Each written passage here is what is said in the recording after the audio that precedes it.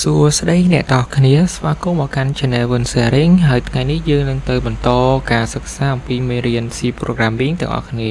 វីដេអូមុនយើងបានសិក្សាអំពី syntax របស់ C Programming ហើយឥឡូវយើងនឹងសិក្សាអំពី variable អញ្ចឹង variable គឺជាអ្វី variable គឺជាអញ្ញត្តិមានន័យថាវាអាចផ្ទុកនៅតម្លៃណាមួយទៅតាមការ assign របស់យើងអញ្ចឹងនៅក្នុង C Programming អញ្ញត្តិវាមានច្រើនតែគេភាគច្រើនគឺប្រើដូចជា integer float char double ហើយមួយទៀតគឺ char array ដែលជំនួសឲ្យ string ព្រោះនៅក្នុង C programming គឺអត់មាន string ទេលុះត្រាតែនៅ C++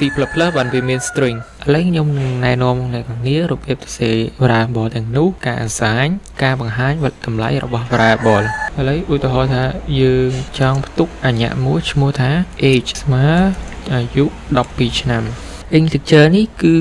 ជាប្រភេទអញ្ញត្តិមួយដែលវាអាច assign តម្លៃណាដែលមានតម្លៃជាចំនួនគត់មិនមែនជាទូរស័ព្ទគឺមានន័យថាវាអត់មានចំនួនចុចនៅពីក្រោយលេខតម្លៃមិនក៏ដោយតែកុំឲ្យតែតម្លៃវាមានចុចពីក្រោយគឺយើងប្រើប្រាស់នៅអញ្ញត្តិខុសហើយនៅពេលដែលតម្លៃយើងចង់ assign មានចុចនៅពីក្រោយឬក៏ជាប្រភេទទូរស័ព្ទគឺយើងតាំងដោយ float ហើយយើងដាក់ឈ្មោះមកយើងចង់ឈ្មោះអញ្ញត្តិយើងចង់ដាក់មិនបានទេតែធ្វើម៉េចឲ្យវាសមនឹងតម្លៃដែលយើង assign នឹងងាយឲ្យយើងយល់ងាយចាំអញ្ចឹង float ឧទាហរណ៍ខ្ញុំចង់ដាក់ពី money លុយយើងមានប៉ុន្មាន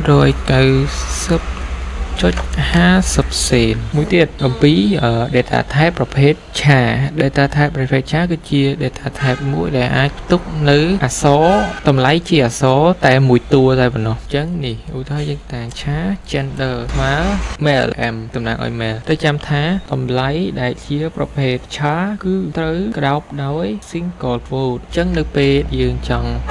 បញ្ចេញតម្លៃនឹងចេញមកយើងអាចសរសេរ printf រួចដាក់បូកកញ្ចក់យើងត្រូវប្រើប្រាស់នៅ format specifier ភាគរ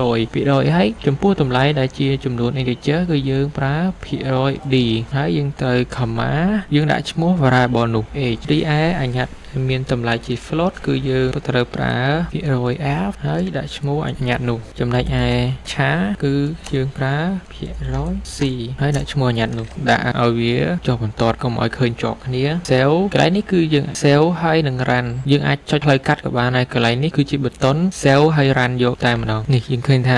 នេះវាប្រាប់ថាយើង error line ត្រង់នេះយើងខ្វះsemicolon យើងចុច save ហើយ run ម្ដងទៀតឥឡូវយើងទទួលបានចម្លើយដែលយើងចង់បានហើយប៉ុន្តែយើងឃើញថា float នេះវាចេញ0មកច្រើនពេកដើម្បីកំណត់ float កុំឲ្យចេញតម្លៃ0នៅខាងក្រោយច្រើនពេកគឺយើងប្រើប្រាស់នៅចុចឧទាហរណ៍ដែលយើងចង់ឲ្យវាចេញចំនួនប្រហែលចេញចំនួនតែ2តុងតែប៉ុណ្ណោះគឺយើងអាចដាក់ចុច2នេះយើងអាចកំណត់វាបានហើយត្រង់នេះយើងអាចថែមនៅអ្វីដែលយើងចង់សរសេរក៏នៅថាខ្ញុំចង់ដាក់ year zone និយាយរួមនៅក្នុងរបស់ quote នៅក្នុង printf គឺវាអាចសរសេរអ្វីក៏បានដែរអូខេ dollar and this one is mail អូខេ2 years old 490.5 ដុល្លារនិងអូខេ m គឺជា mail មួយទៀតរបៀបដែលយើងចង់បិទកូដចាស់គឺយើងអាចប្រើប្រាស់នៅ comment បានគឺខ្ញុំចង់បិទ variable នេះគឺយើងប្រើប្រាស់នៅ comment / ពីរដងគឺជួរត្រង់នេះគឺយើងអាចបិទបានប៉ុន្តែនៅពេលដែលយើងបិទគឺ compiler វាអត់ស្គាល់ទេវាអត់មាន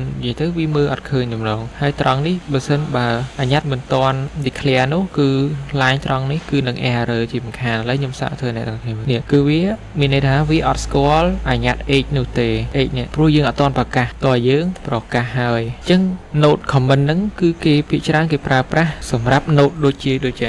ប្រើប្រាស់សម្រាប់ note ឲ្យយើងដឹងថាត្រង់ហ្នឹងគឺជាអីឥឡូវយើងអាច save ឲ្យ run បានវាអត់មានប៉ះពាល់អីជាមួយនឹងកូដរបស់យើងទេគ្រាន់តែជាផ្លាកសញ្ញាឲ្យយើងមើលយល់ខ្លួនឯងរបៀប comment មួយទៀតគឺ comment ក្តោបហ្នឹងវាមានច្រើនជួរយើងអត់ចង់ comment មួយ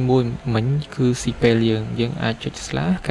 កាយ slash វិញបើក comment និងបិទ comment អញ្ចឹងនៅរបស់ដែលនៅក្នុង comment ហ្នឹងគឺមិនអាច run បានទេគ្រាន់តែជា note ដើម្បីបង្ហាញឲ្យយើងចាំអញ្ចឹងថ្ងៃនេះយើងមានតែប៉ុណ្្នឹងសូមអរគុណអ្នកនរគ្នាដែលបានទស្សនានៅវីដេអូនេះអញ្ចឹងវីដេអូក្រោយយើងនឹងទៅសិក្សាមេរៀនបន្តរបស់យើងបើមានចំណុចអ្វីអ្នកនរគ្នាអាច comment នៅខាងក្រោមបាន